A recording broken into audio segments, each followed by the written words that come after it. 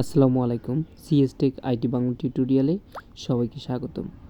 আজকে আমরা দেখব কিভাবে স্মার্ট আইডি কার্ড নাম্বারটি সংগ্রহ করতে পারি। কেননা স্মার্ট আইডি কার্ড নাম্বারটি নামজারি আবেদনের ক্ষেত্রে দরকার পড়ে। যাদের আমাদের পুরাতন আইডি কার্ড রয়েছে তাদের এই পুরাতন নাম্বার থেকে কিভাবে স্মার্ট আইডি কার্ড নাম্বারটি সংগ্রহ করতে পারি সেটি আজকে আমরা দেখব। তো চলুন বন্ধুরা, শুরু করা যাক আজকের ভিডিওটি। এজন্য আমরা প্রথমে গুগল ক্রোম ব্রাউজার ব্যবহার করে মোবাইল অথবা কম্পিউটারে সার্চ দিব এনআইডি সার্ভিস। তারপর ফার্স্ট যে ওয়েবসাইটটি সেটাতে আমরা প্রবেশ করব। এখানে রেজিস্ট্রেশন বাটন দেখাচ্ছে।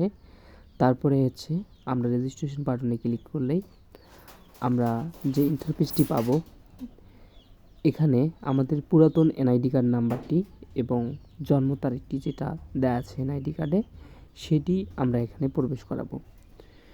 প্রবেশ করার পরে এখানে দেখা যাচ্ছে একটা ক্যাপচা দেওয়া আছে। ক্যাপচা দিয়ে আমরা সাবমিট করে দিব।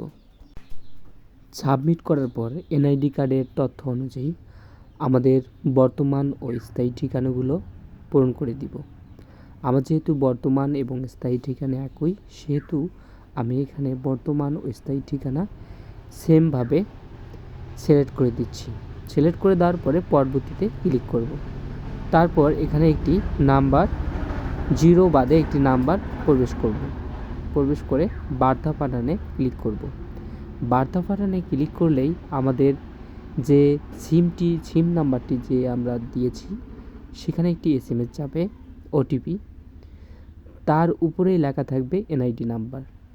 ওই SMSের মধ্যেই আমরা 10 ডিজিটের এনআইডি নাম্বারটি পাবো। তো আজকের ভিডিওটি এ পর্যন্তই। ধন্যবাদ।